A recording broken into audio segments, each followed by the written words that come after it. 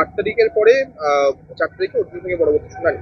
বিষয়টা আপনি কিভাবে দেখছেন? আপনি তো কিন্তু আইন আদালতের ব্যাপার, আইন আদালত আর প্রশাসনের ব্যাপার। এই ব্যাপারে আমার কি কোনো মন্তব্য করা ঠিক? দেখুন, তবে এটা ঠিক, অর্জুন সিং খুন করা, অর্জুন সিং এর সঙ্গে খুন করা, গুলি ছোড়া, বোম বাঁধা, এগুলো সমার্থক হয়ে গেছে।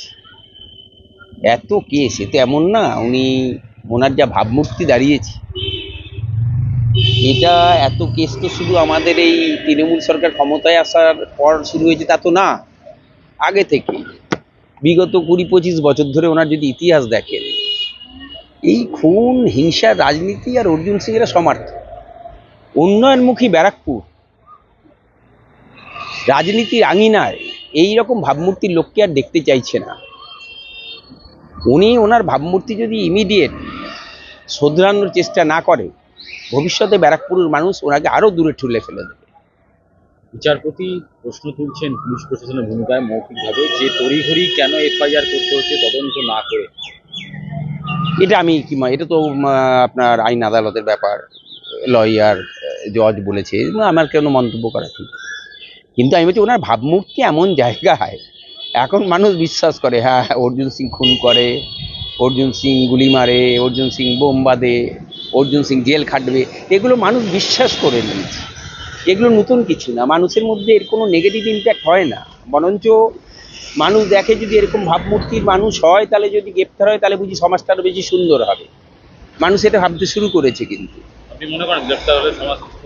মানুষ ভাবতে শুরু করেছে। এত কেস কামারি সারা দিন, বলুন না, অন্য বিজেপির কি আর কোনো নেতা নেই? এত নেতা ভারতীয় জনতা পার্টির, এই যত গন্ডগোলের ক্ষেত্রে কে গুলি মেরেছে? অর্জুন সিং। কে বোম ছুঁড়েছে? অর্জুন সিং। কে খুন করেছে? অর্জুন সিং। কে গ্রেপ্তার হয়েছে? অর্জুন সিং এর ভাইপো। কে অর্জুন সিং এর ছেলের নামে। এই যে বলছি, একটা পরিবার এবং ওনাকে ব্যক্তিগতভাবে, ওনাকে কেন্দ্র করে এত হিংসার রাজনীতি দেখবেন সব কিছুতে। ব্যারাকপুর উন্নয়নমুখী ব্যারাকপুরের মানুষ, তাই আমাদের মাননীয় সাংসদ পার্থ ভৌমিকের ডাকে সাড়া দিয়ে ওনাকে বর্জন করেছে। গুন্ডারাজ খতম করতে ব্যারাকপুরের মানুষ চেয়েছে, পার্থ ভৌমিক না। পার্থ ভৌমিক হয়তো কলটা দিয়েছে, কিন্তু ব্যারাকপুরের মানুষ সমর্থন দিয়েছে। সত্যি সত্যি এই গুন্ডারাজের অবসান খুব শীঘ্রই হবে। দেখুন, আমি আগেই এই ব্যাপারে আপনার নিউজ মাধ্যমে আমি একটা কথা বলেছেন কি বাবা কিছু করেছেন না।